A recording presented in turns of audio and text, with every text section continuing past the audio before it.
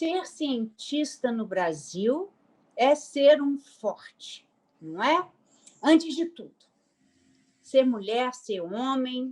Em termos de mulheres, as dificuldades aumentam por causa, principalmente, da mulher mãe, não é? Então, há necessidade de colaboração, há necessidade de políticas públicas, que muitas vezes não existem. Então, isso dificulta o trabalho da mulher na academia.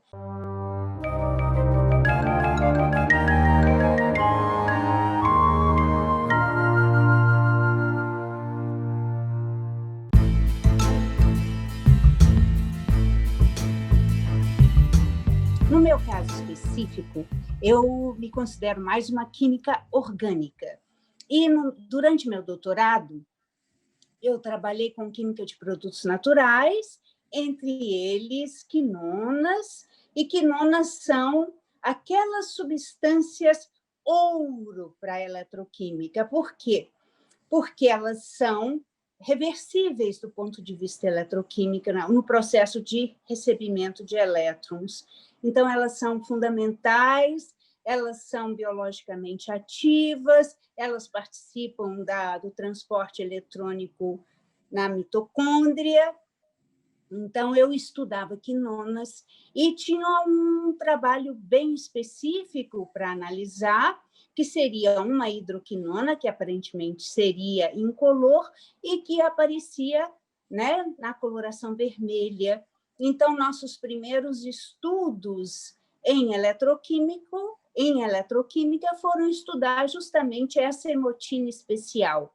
A partir daí, o interesse pela eletroquímica aumentou, principalmente pela eletroquímica orgânica, justamente no estudo dessas substâncias que são pró-fármacos, como, por exemplo, quinonas, nitroaromáticos, grupos, substâncias azoxiaromáticas e muitas outras, e a sua correlação com dos parâmetros eletroquímicos com atividades biológicas, principalmente com câncer e com doenças parasitárias, como doença de Chagas, leishmania e uma série de outras. A partir daí, veio o interesse na eletrossíntese orgânica também, uma vez que a eletroquímica, a eletrossíntese é baseada em elétrons, né, que são livres de massa, não são poluentes, então isso é bem relevante do ponto de vista sintético também. Uma extensão, porque a eletroquímica é bem central mesmo, a parte de eletroanalítica, de mediadores, redox, porque tudo isso congrega as minhas duas áreas ou mais de interesse, né? Que são a química orgânica, né? A química analítica e a eletroquímica em si. Então, foi essa a minha carreira, sempre tentando conjugar as várias áreas do conhecimento, no sentido que conhecimento químico não tem paredes, né? É poroso. Então, as áreas todas se interagem e a eletroquímica é fundamental nesse processo. Uma ciência é feita na interface, não é? E, portanto, a eletroquímica que une essas várias áreas, então, ela, inclusive, já foi motivo de prêmios Nobel em 2019, na área de baterias de lítio. Então, energia, que é um ponto fundamental, uma área fundamental, a eletroquímica trabalha, e anteriormente, em 1992, né, com um teórico da eletroquímica, que foi o professor Marcos. Então, é muito interessante e é muito relevante essa área de estudo.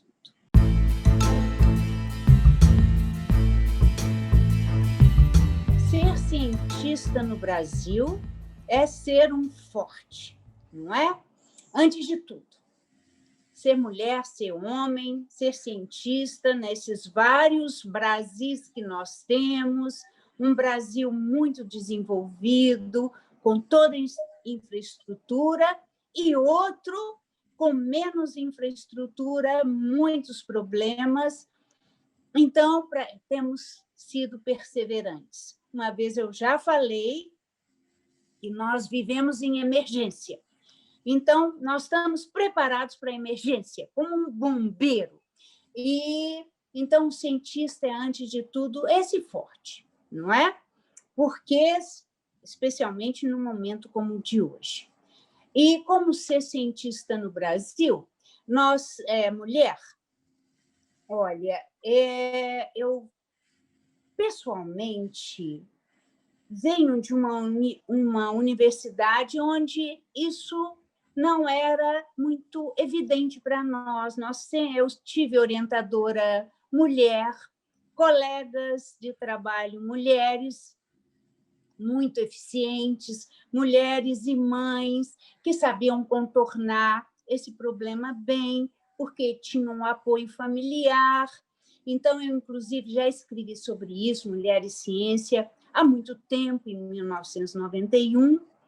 Então, eu não senti fortemente na minha carreira, mas outras pessoas sentem, e a gente tem que pensar no geral. Então, em termos de mulheres, as dificuldades aumentam por causa, principalmente, da mulher mãe, não é? Então, há necessidade de colaboração, há necessidade de políticas públicas, que muitas vezes não existem. Então, isso dificulta o trabalho da mulher na academia, principalmente da mulher mãe. Hoje já tem esse movimento Parenting Science, e nós temos discutido muito essas dificuldades, né? Se uma mulher ou uma menina quiser seguir carreira científica, ela já sabe que é uma carreira que demanda muita dedicação, estudos constantes e perda de uma série de outras diversões no caminho, mas traz muito entusiasmo também, traz muita alegria também, porque é um trabalho muito, como se diz, gratificante no final, não é? Então, o que se pode dizer? Que há dificuldades, que temos que lutar para melhorar as condições de trabalho da mulher cientista e mãe. Muitos movimentos têm sido feitos atualmente, mais do que antes. Nós temos ainda, em relação a outros países, um apoio familiar, e que é muito importante também. Então, redes têm que ser construídas para o apoio da mulher como um todo, mas que é possível. A mulher cientista é possível e deve trabalhar nos sonhos, e que é muito importante ter, né, metade da população inserida na pesquisa, sim. Então, é possível trabalhar em ciência e ser mulher. E com todas as características femininas nesse processo todo, então vale a pena, é o que eu falo, vale a pena ser mulher cientista. Mas temos que lutar por melhores condições, não é? Principalmente para a mulher mãe. Nós temos que ter, né, o companheiro ou companheira, seja o que for, participando também nesse processo, porque ambos os processos são prazerosos e são essenciais na vida da mulher, né? E do homem também. Eu tive uma colega que teve 6 filhos e continuou cientista. Teve todo o apoio do marido, da família, mas teve 6 filhos. Não é mesmo? Aí nós ficamos com 2, com 3, sempre com o apoio familiar. Então, é possível. Mas, se a gente tiver, por exemplo, creches, como na França, ou até como na Unicamp, isso já ajuda demais a mulher, né? E hoje em dia temos coisas mais práticas que ajudam no processo da alimentação, nas escolas, escolas de horário integral. Então, tudo isso é muito importante, porque a formação do filho é essencial, né? Talvez o objetivo maior, não é? Não há mais orgulho do que uma mãe ver o filho crescendo e sendo feliz na carreira, assim como as nossas ex-alunas ou ex-alunos brilhando também, ou sendo felizes, né? O mais importante nesse processo todo, se realizando na carreira escolhida. Isso é um das maiores felicidades na vida de qualquer pessoa, né? Embora eu nunca tenha tido essa preocupação assim tão grande, mulher, homem, para mim o que vale é o interesse da pessoa, né? Mas olha só como é interessante. Eu já formei 31 mestres e 39 doutores. A minha primeira mestre trabalhou na área de eletroquímica, que foi... Eu não vou citar nomes, porque senão pode dar ciúme. Então, minha primeira mestre trabalhou em eletroquímica orgânica, na definição de um mecanismo eletródico muito interessante, envolvendo fenóis e cetonas.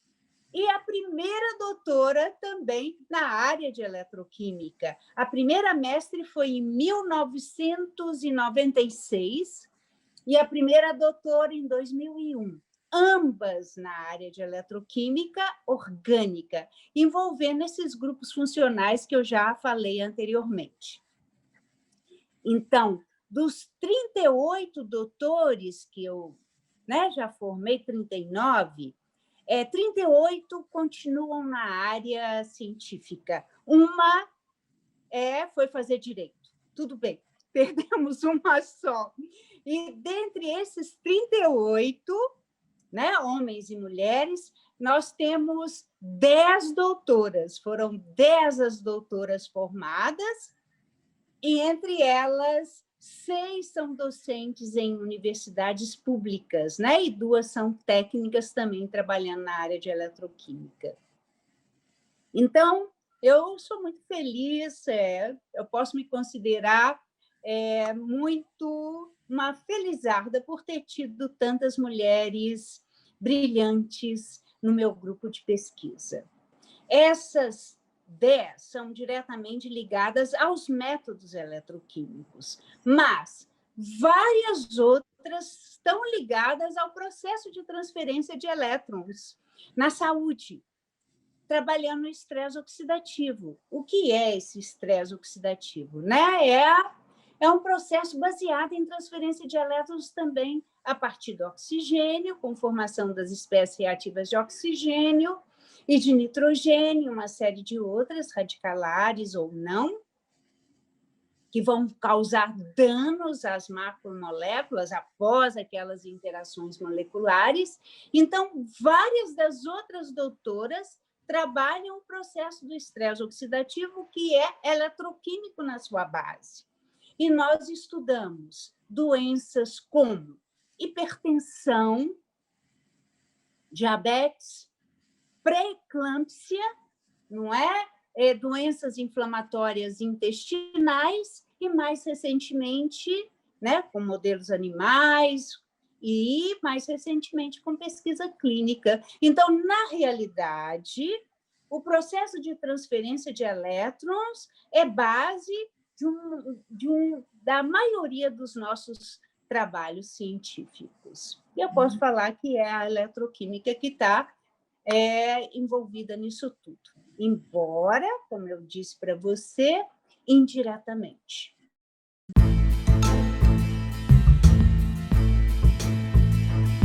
Se você quer, você pode, mas para querer não é poder, né? Isso aí a gente já sabe há muito tempo, esses provérbios. Então, se prepare. Então, para ser cientista, realmente tem que ter todo um preparo. Então, usem o tempo na universidade muito bem para aprender, para ter uma excelente base científica, para que, no momento certo, né, uma vez que o mundo está dando voltas e mais voltas, então você seja capaz de enfrentar um problema que apareça. Hoje em dia, nós estamos percebendo que, aliás, sempre foi muito importante que a ciência trabalhe pela sociedade. Mas, hoje em dia, é mais forte esse processo. Então, nós temos ouvido falar em entrega, né, na devolutória de tudo que a sociedade nos dá, para a gente dar de volta para a sociedade em termos de conhecimento. Então, é muito importante que a gente esteja preparado para isso. Por exemplo, nós tivemos vários desastres. A ciência está preparada para combater esses desastres e para dar respostas? Os desastres todos que nós tivemos recentemente, com Brumadinho, com a pandemia do Covid-19, não é? Com as queimadas, a ciência brasileira foi capaz de dar respostas para problemas complexos e emergenciais? Então, o que eu digo é: preparem essa base. Os problemas estão se tornando cada vez mais complexos. Você tem que aprender a colaborar, aprender a ouvir o colega, e, sendo especialista em alguma área, tem que ser o melhor, porque quando você vai colaborar, as pessoas têm que acreditar no seu trabalho, porque assim a colaboração fica eficiente.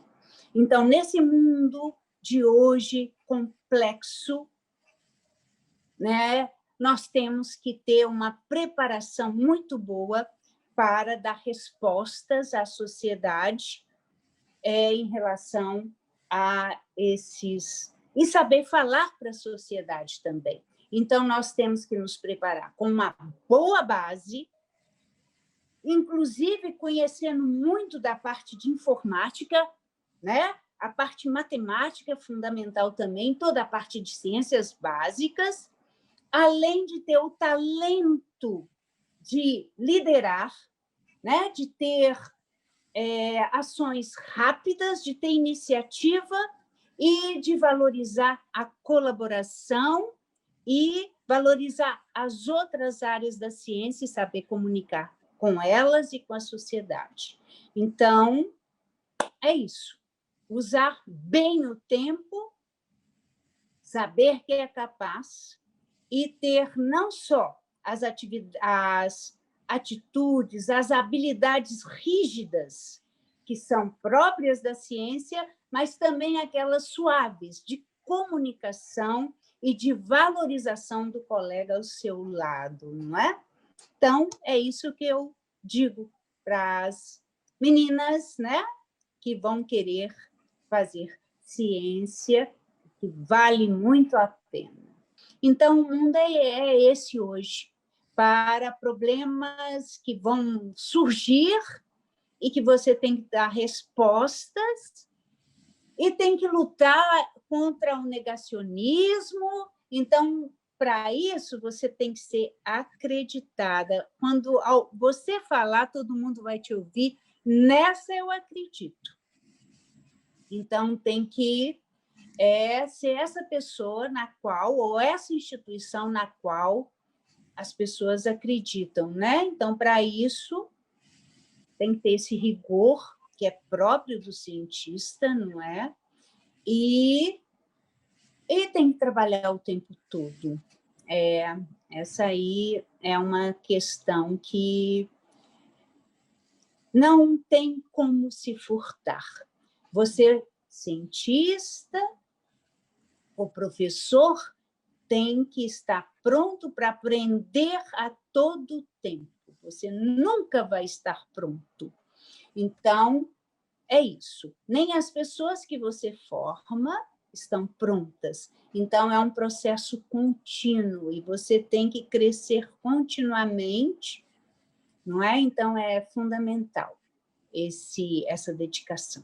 A gente não vai entender o seu processo de vida. Muitos que estão ao nosso redor não entendem porque todo fim de semana, porque toda noite.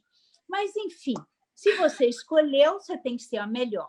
Como diz Nise da Silveira, você quer ser lobo?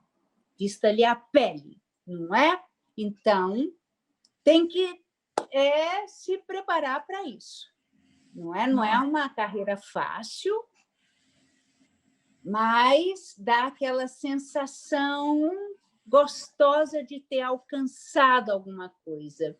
Mas são momentos breves, em termos de tanta luta. Então, é assim mesmo.